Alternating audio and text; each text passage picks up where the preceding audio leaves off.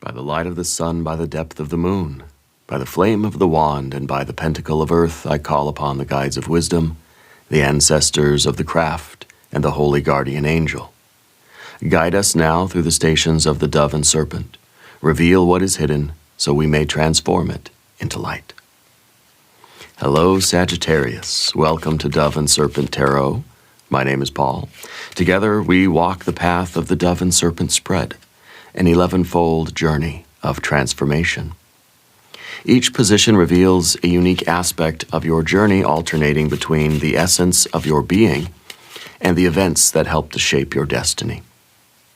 Remember to hit the like button and consider subscribing to the channel, especially if this reading resonates with you. I am merely the messenger, and I ask you to connect directly with each of these cards and use your own intuition to take you beyond the details that I provide. And remember, Sagittarius, that the most important part of any tarot reading is you. And we begin with the Seven of Cups.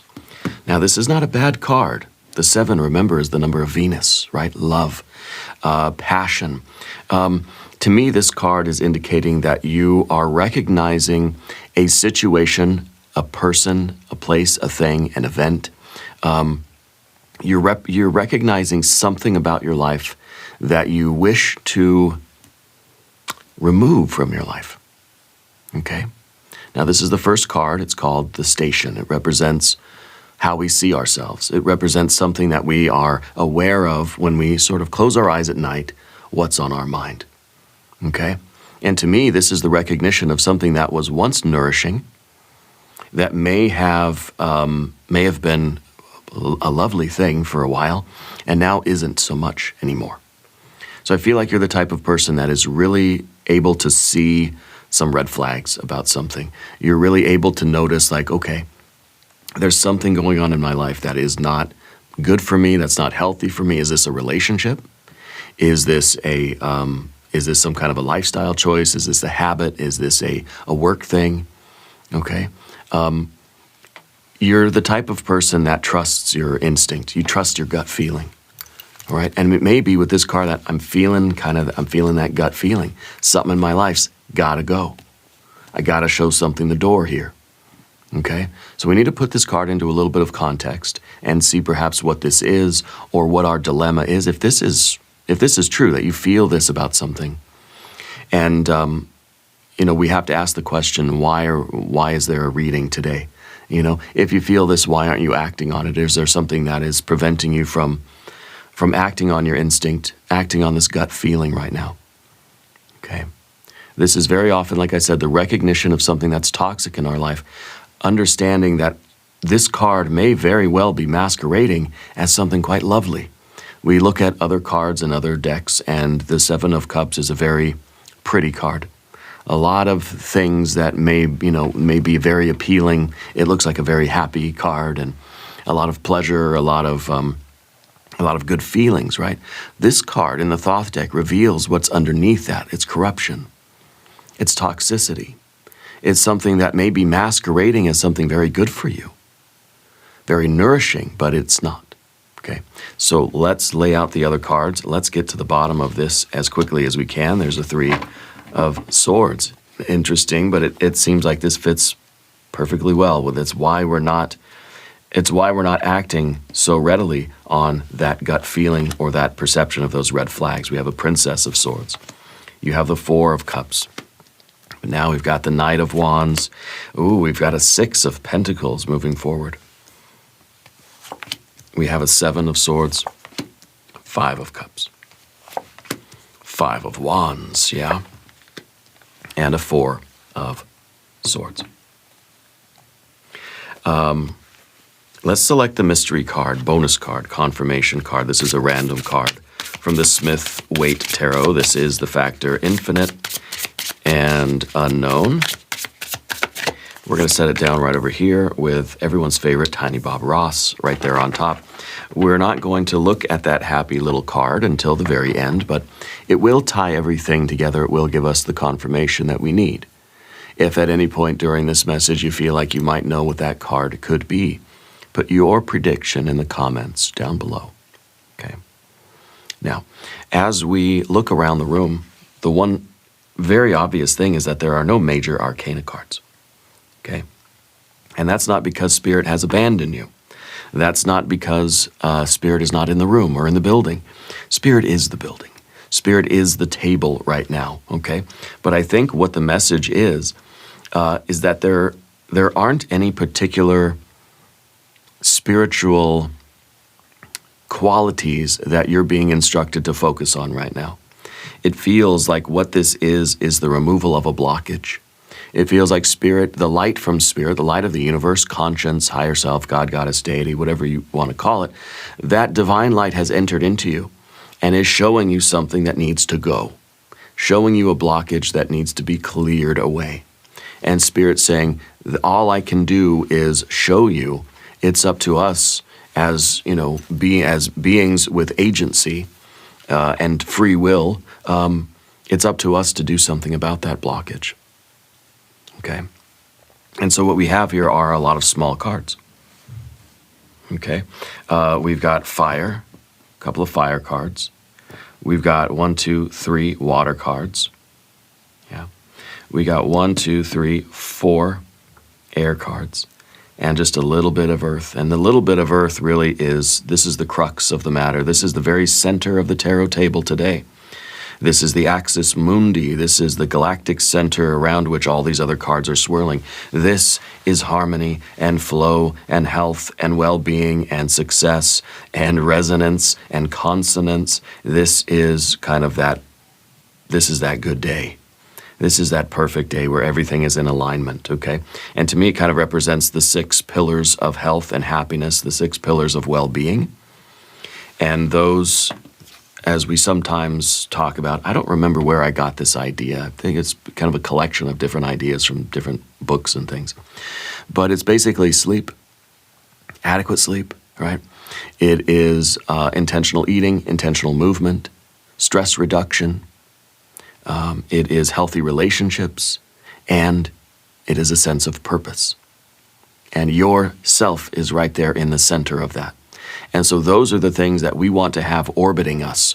I want to make sure that I have adequate sleep, and I'm eating the right way for me, for my body, for what I feel is a healthy way of eating, and moving my body enough in the right way that it feels like it's gaining health and well-being.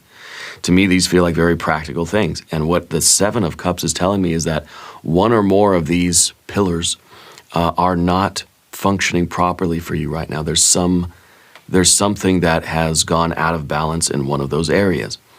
It may be a relationship, but it may not be. Okay? The 7 of Cups could be our sleep is not. Maybe we're sleeping too much. Generally, the 7 of Cups is too much of something. Too much sleep, too much eating, too much movement, too much lack of movement, right? So depending on how we look at it, this is something that is swampy, something that is like quicksand, it's like mud, it's like it's weighing us down, it's sucking us down, bringing us further into a state of inertia, okay? And, well, let's talk about the 3 of Swords, because this is the battlefield for you. Position 2 of the spread represents your quest or your challenge right now. The challenge is to overcome whatever these psychological patterns, complexes, or the knot of karma, right? This looks like a knot of karma. It's like an anchor. It's a button, it's a sore spot, it's a weak spot, it's a trigger.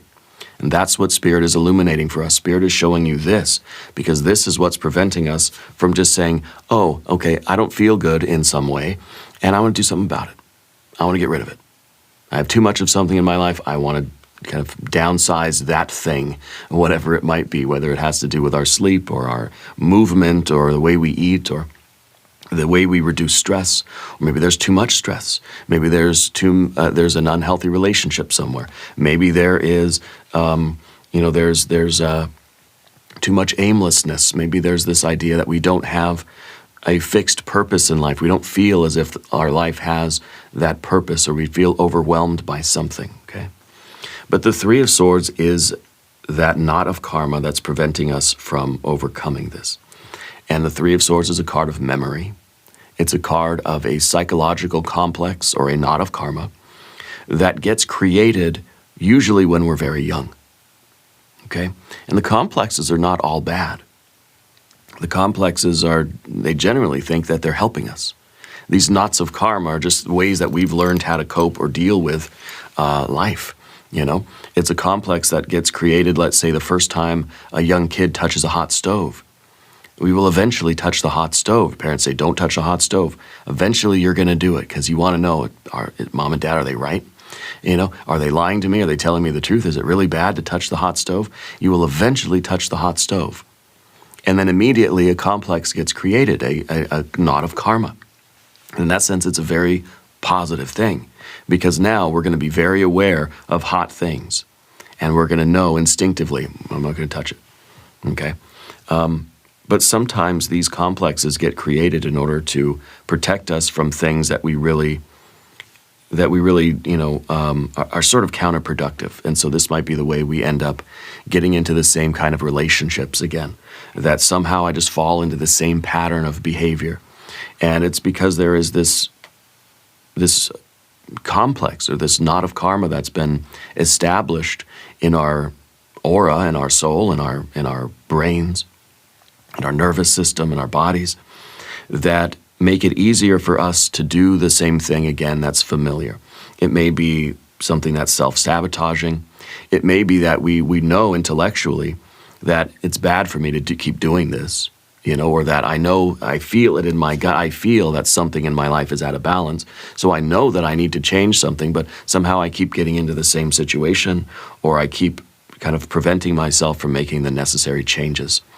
Everything is about to change for you because Spirit is showing you this knot of karma, this complex, this sore spot, this weak spot, this button, this trigger, in order for you to recognize it. And I think as soon as we give it some attention, as soon as we look at this and shine a little bit of a light on this, it loses some of its power and we have the ability to do something different.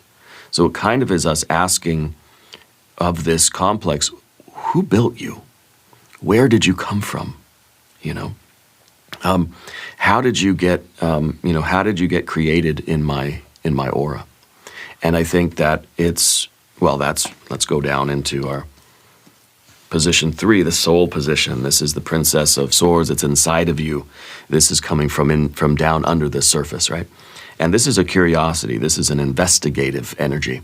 You're probably somebody that, like, I don't know, do you watch like those crime dramas or something? I feel like you do like true crime podcasts or something, yeah? I feel like you have a very inquisitive mind. You like to investigate things. Maybe you're like a researcher, or maybe you just really dive in to subjects and you really like to kind of immerse yourself in different things. You're probably very well read. You probably have a lot of books scattered around you right now, a lot of tabs open on your phone, different things that you've been researching. But it may be that you like the puzzles, you like the you like to solve things. Well, this card, I think, is really investigating or trying to notice in real time how we do sabotage ourselves. What is going on in our consciousness during those moments where we are engaging in this 7 of Cups, which we know is not healthy for us anymore, right? I'm not trying to preach to you. I don't care what it is or what you do. I want you to be happy and healthy. I care about you. We have to make the choices about what we do with this, okay? And if it's a toxic relationship or a toxic dynamic between you and somebody else, whether it's a family member, a friend, a coworker, or a lover, this is the card that's trying to notice. See, the princesses are acting in the present moment. And in the present moment, trying to then put some space between the stimulus and the response. Okay, that's what the princesses need to do anyway. The princesses of the tarot are very impulsive because they will just have an idea and they'll act it out. They'll have a feeling and they'll act it out. They'll have an impulse and they'll act it out. Okay? They act automatically. It's kind of our automatic consciousness in a way. The way things just seem to happen. Now, with the princesses, what we need to do, all of them, whether it's cups, wands, discs, or swords, we have to put space in between the impulse and the behavior, the stimulus and the response. Okay, and putting a little bit of space there allows us to see what programs are running, what things are active.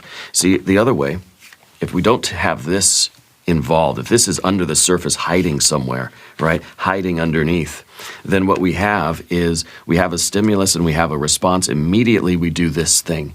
Suddenly we find ourselves in this swampy, quicksand, mud, position again. And we're engaging with that person. We're behaving in that way. We're feeling those feelings again. We're doing the behavior. We are, we suddenly find ourselves repeating this pattern again. This might be a pattern of toxic relationships.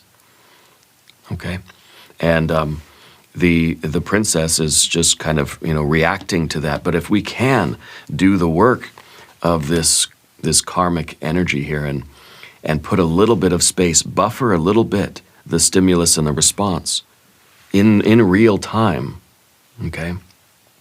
As the thing is happening, as this person is near us, as that temptation is there in front of us. Now, I used to be a very heavy drinker. I drank a lot, and I don't anymore. And, I realized that it was kind of a compulsive thing.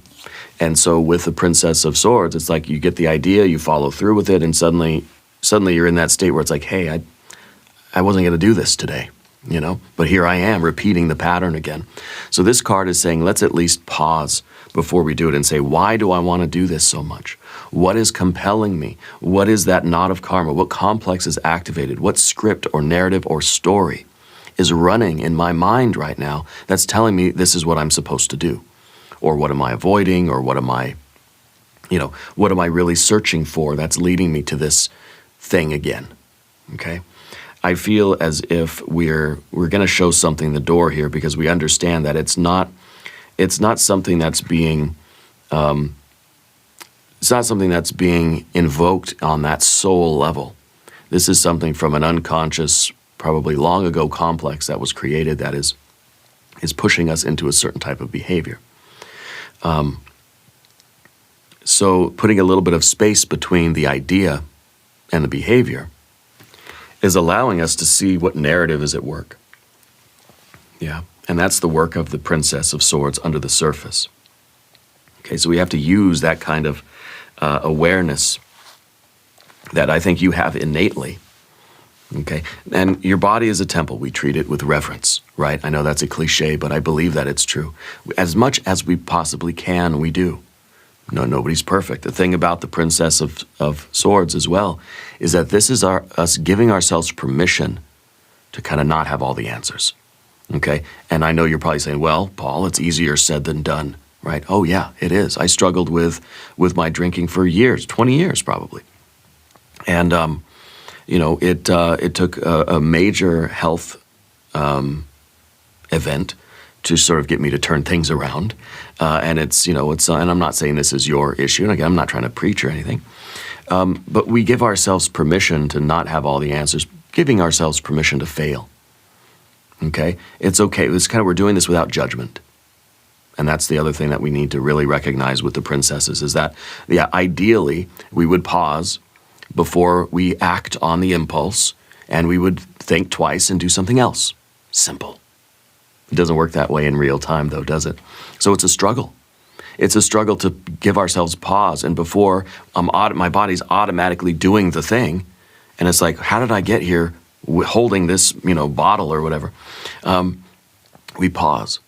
But we know that it takes a lot of effort, and for some of us, it takes a lot of time before we're even able to pause for a moment to say, what am I really doing here? Okay? And so we're giving ourselves that permission to not be perfect, to make mistakes, to keep trying. And that's, I think, the important thing here is that we have to keep doing it. We have to keep working at it. We don't want to give up on that. Let's go to position 4, which is the dwarf position of the spread. It represents really the karmic tide of the past. It's a 4 of cups. And this represents some past events that are still drawing or providing, I guess, influence on the present moment. And to me, this is emotional safety. This is something that we learned early on in life to keep ourselves emotionally safe and sound. This is usually the card of the storm shelter, that we, at some point in our life, we learned how to keep ourselves safe from an emotional storm. And now that skill that we learned, that defense mechanism, has become a psychological complex or a knot of karma. And so now that same technique or protocol or habit, method, right, is repeating itself whenever we feel that there's an emotional storm coming. Okay, so this is a kid who maybe learns to kind of go and hide or shut down or distract themselves with something, or, you know, this is even when you're a kid and your parents are fighting and your household's really emotional, and we sort of turn to other things for comfort, you know. And then that kind of repeats again in our adult life anytime we have something that is a little bit emotionally turbulent. We retreat into the storm shelter, okay? And this doesn't have to be drinking for you. It doesn't have to be anything like that.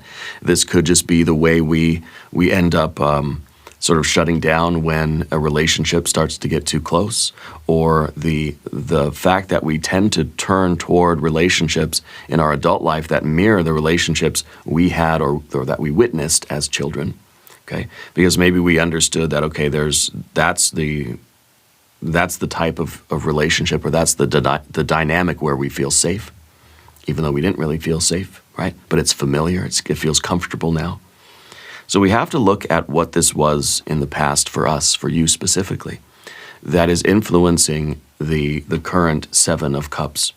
Because I think it's a good thing that you're seeing the Seven of Cups now, because it tells us, okay, Spirit wants me to do something about this now. And maybe this is the dynamic between you and your friend, or your parents, or your lover, or your relationship with your own body. Whatever it might be. Again, it doesn't matter what it is, but what matters is we recognize that something needs to be changed. Okay, that this is not something that can continue to exist in this fashion. And that there's something that is repeating in our lives that is keeping us from moving forward, kind of keeping us stuck in this storm shelter. Maybe we find that we're sabotaging our relationships, or we end up kind of repeating the same kind of relationship dynamic that we witnessed from our parents, or that we had when we were younger, or something like that, or the same types of behaviors, or, you know, something like that. Okay. The Prince of Wands at the top here is really Spirit's way of saying, do not give up. Okay? You're somebody with a lot of tenacity. You're somebody who can persevere. I mean, you're Sagittarius after all, right? So you can focus on something and you can maintain that. You can work on something for a long time if you need to. And I think that it's very important that we invoke this position 5, right, called the Giant. It's our motivating force. And I think the motivating force for you is knowing that this is hard makes you say, well, then I got to do it, huh? You know, it's kind of like, all right, I found something that's hard to do, and that's a challenge. It's like you're kind of pumping yourself up for for a battle, you know.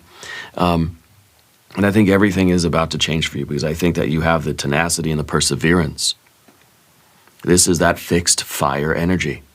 Okay, this is, you know, we need to stay motivated to do this, and whatever it really takes, you know, to keep you focused on this until we're able to harmonize and make some progress, and, you know, and get a little bit closer to this kind of perfect day, you know. This is the ideal sort of flow and harmony, right? And it's going to take work. Okay, but the fixed fire energy is saying we need to stay on the gas. The Prince of Wands says, let's commit to it, and let's not give up on this. Let's keep doing it as long as we have to, because it's worth it. We are worth it. The Seven of Cups is even implying that with the Venus energy. It's kind of saying, I need to love myself enough that there's no fight that is too difficult, no opponent too terrible that I'm not willing to face it, because I matter, because I'm worth it.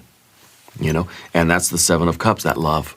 It says, I love myself enough that I can work toward removing this toxic element from my life. Okay, maybe this is a relationship you're in now that you feel is just not working. We feel like it's a repeat of something from long ago, or it's just the same bad relationship keeps happening, the same dynamic, here it is again. We don't have to fully understand where it came from. We want to try, okay? What we need to understand with the Three of Swords is how it is playing out. We don't necessarily need to be able to understand and identify all of the details, exactly how it was created. We don't have to try to be, psychoanalysts or anything, but we need to recognize that it's happening. And once we recognize that it's happening, we can make other choices using our willpower. Okay, using our willpower. In the future position, the imago is the Six of Pentacles. This is success. This is harmony. This is resonance and consonance. This is, again, those 6 pillars of health. Everything is in balance. This is the next step for you. The imago represents the immediate future. And what you need to do is look at these 6 pillars with yourself included in the very center, right? And realize which one is out of balance and just work toward that kind of harmony. Okay? And it kind of is, really, we understand that with the Three of Swords, we understand the process of change on the mental plane. Everything starts psychically, intrapsychically, right? Everything starts in the mind, in our soul, yeah. And so when we find that we are experiencing a 7 of Cups, we're sort of asking ourselves, okay, why do I keep getting this? Well, this is like the body that is just, without our awareness, the body's over here molding something out of clay. Molding, we're over here doing something else. The body's over here molding something and comes to us and says, here you go. And then we say, what? Why? I don't want this. Why did I get this again? Why did you bring me this? And the body says, well, that's what you've been thinking about. That's what's been running. That's the sort of program. It's like a CNC machine. You know, one of those, I can't remember what that stands for, but one of those kind of automated machines, right? That you put in the program, the design template, and it produces that little piece of metal or whatever comes out the other side. Oh, okay. This is the template. The Three of Swords is the template. And the body, the soul really keeps creating the product. We need to change the template, okay? And so we realize that these are thoughts, complexes, programs, another version of ourselves, right, in our unconscious that is running that particular template. And we have to say, okay, I'm looking at that now and I'm saying, I'm not going to run this template anymore. I need a different one.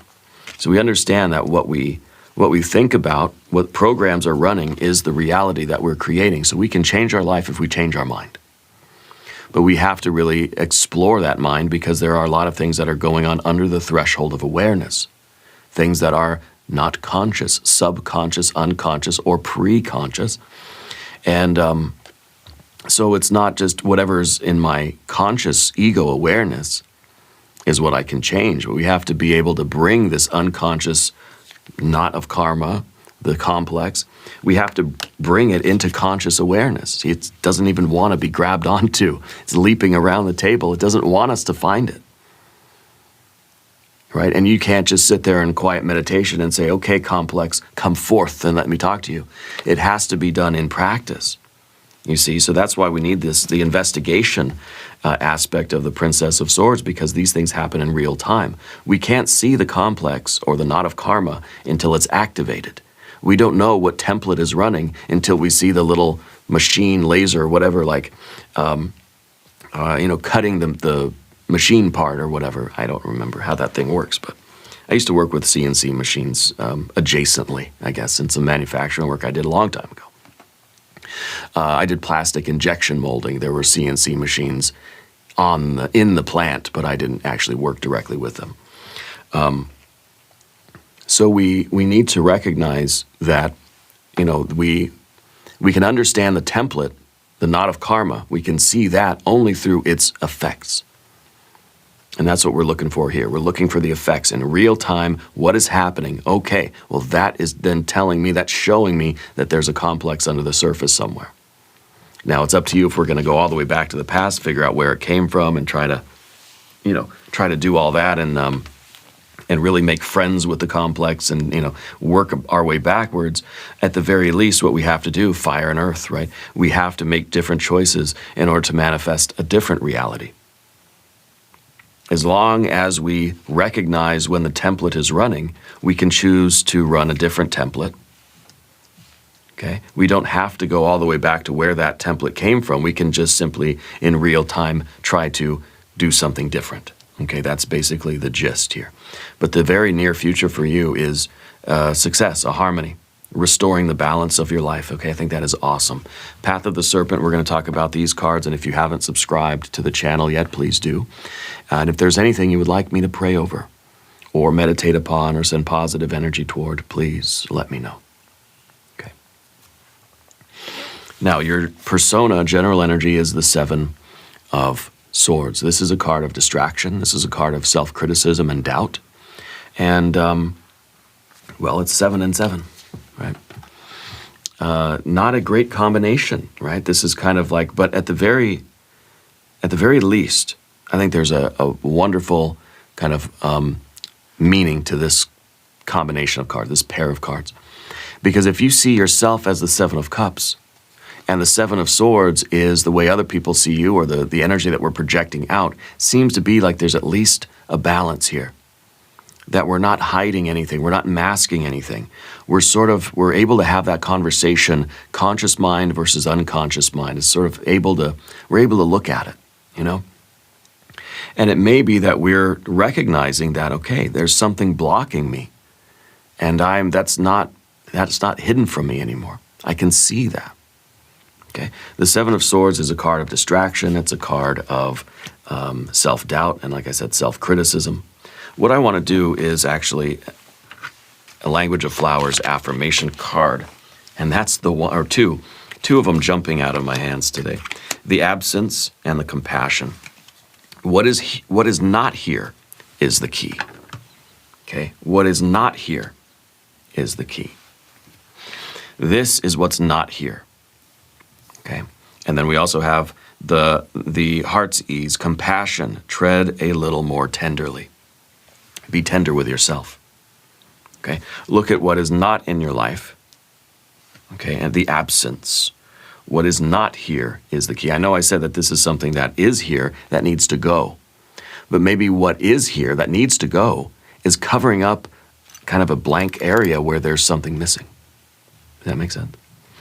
And I think the Seven of Swords is your general energy of, in some ways, we feel like this is my fate.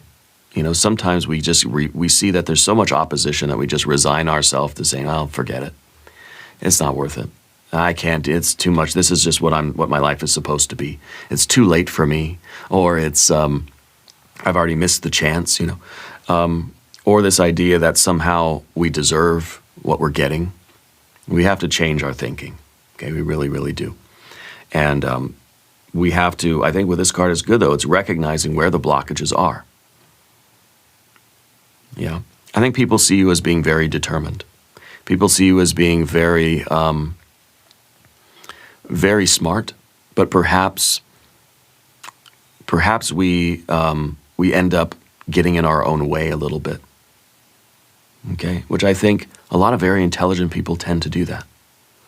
Almost too smart for our own good, that we tend to get in our own way, right? And I think that's maybe how people are sort of looking at you, or that's the energy, that the sort of outward-facing energy that you have. I don't mean that's how people see you necessarily, but with the persona, it feels like that's the image that we're presenting to the world. Okay, and it may be that we're presenting this image of, there's just a lot of things that are blocking my success right now, and that's just, maybe we're kind of even saying it's something else that's blocking my path. That I could do a lot of great things, but there's just something in the way. And it feels that way, and maybe it always feels that way. Every time I start to make progress, something unexpected happens that sets me back. It's like I've got bad luck. Okay, like I've got bad luck. No, I don't think we have bad luck. I think what we have is something happening under the surface that is sabotaging your success, getting in the way of your progress and your happiness and your wholeness. Okay?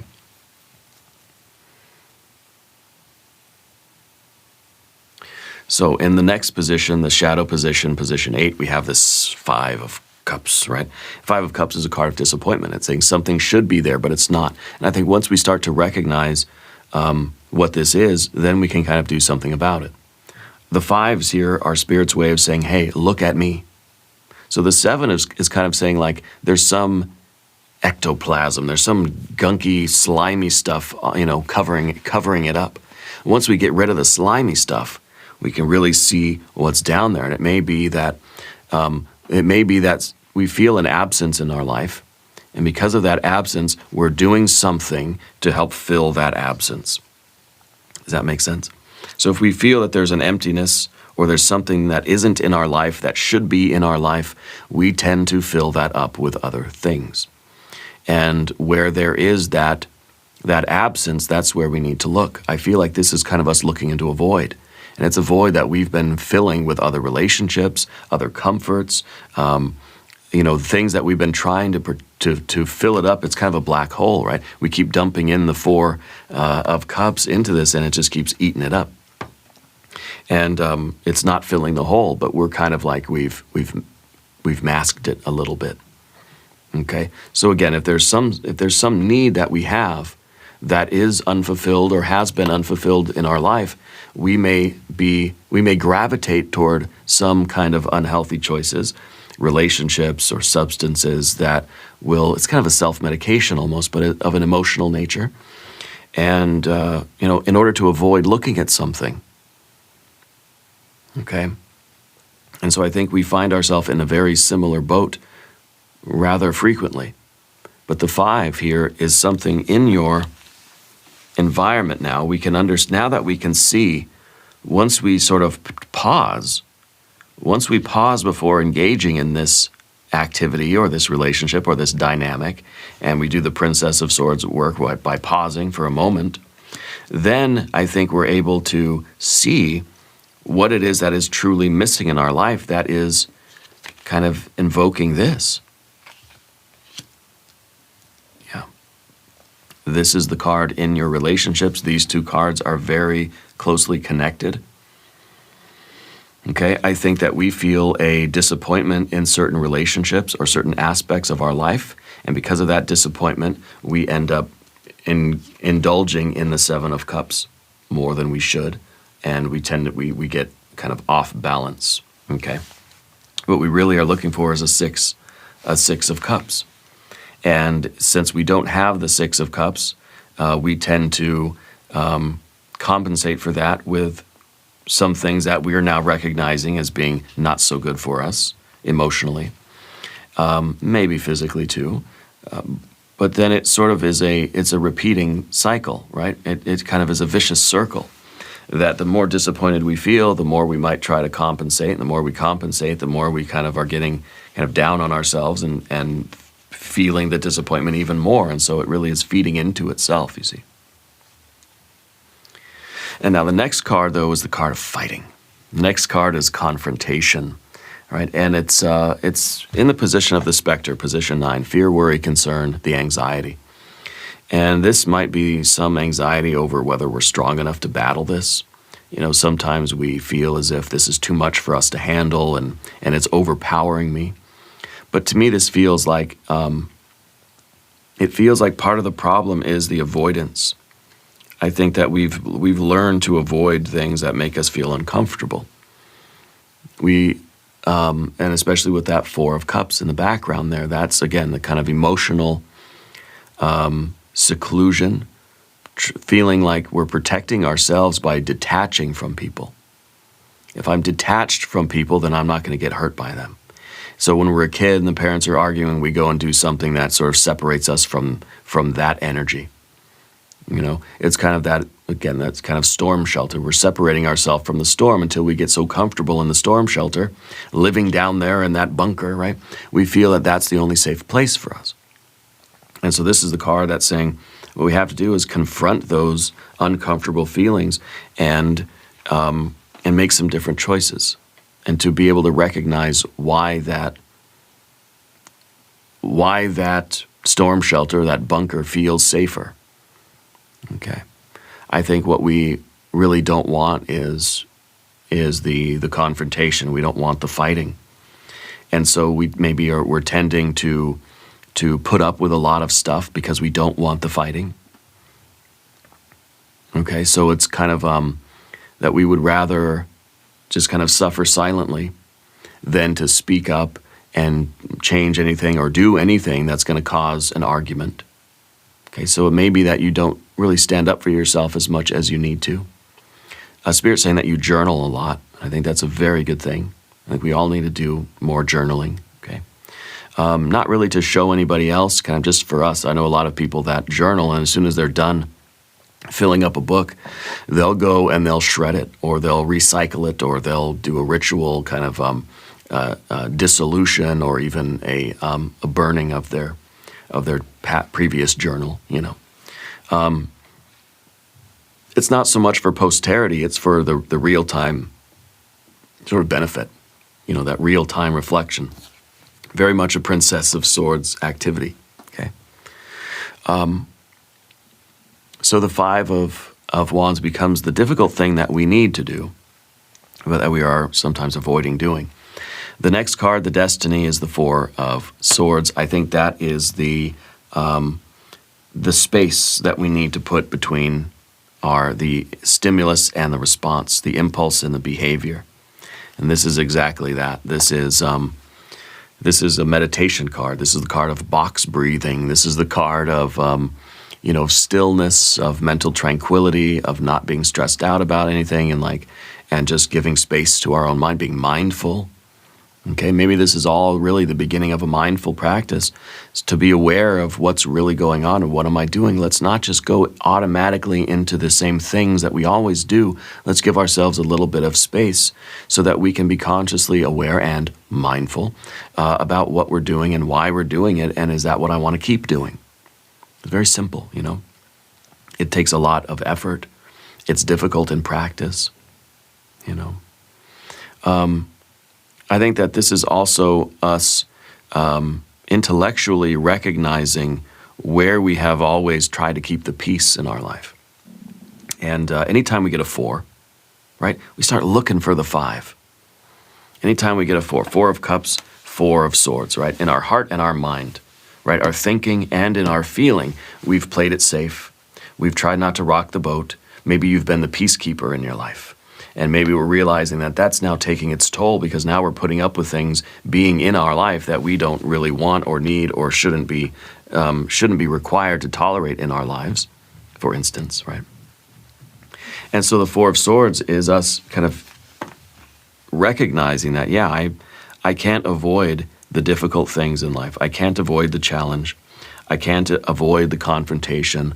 If something needs to go from your life, we have to speak up and say, get out of here, okay? Whether it's to a toxic relationship, friendship, a romantic situation, or something even that has become a habit in our own life. And maybe this is a habit of thinking in a certain way. Okay, let's look at our mystery card. I fully want the mystery card to be the 6 of Cups. Yeah, the pleasure and the harmony in the emotional sphere. This is position 11, and it's called the Guide. It represents the voice of the silence within you, the higher wisdom from your true self. It very often shows us the character quality that we need to develop in order to move forward. And I wonder if this is going to be your superpower card, right? The Art or Temperance card. I wonder if this will be the Empress, okay? Maybe some self-love, self-care, being treading a little more tenderly with ourselves, being more compassionate to ourselves, realizing that, you know what, I love myself and I deserve to, to treat myself with reverence, and that might be the way forward. Let's see what we have. A Knight of Pentacles. The Knight of Pentacles is a card looking at the future, and it may be believing that we have a future. It's our ability to look further down in time and have a vision, who I am, where I am, and what I'm doing down the road.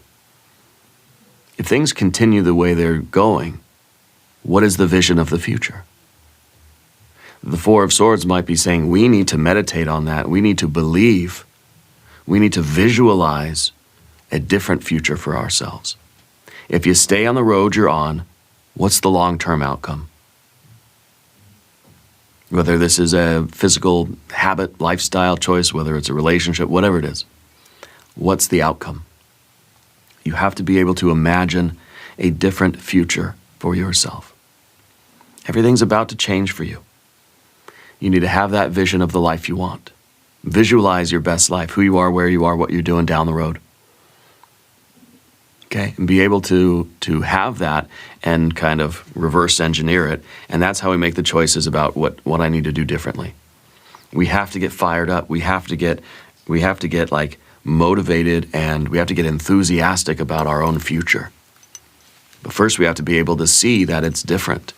Because part of this energy might be that feeling like I look into the future and I see only one outcome, and that kind of, I sort of lose hope here, you know.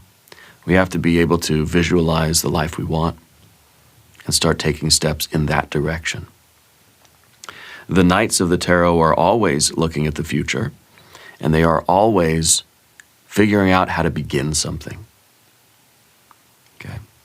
The first thing we do to begin is just start observing, writing things down, paying attention to what we're doing and why, how we're doing them, what thoughts are taking place, what template or knot of karma or pattern or complex is running, what program is running, yeah. How we begin something new. The Knights are all about beginnings. And I think we're going to begin in a very practical way.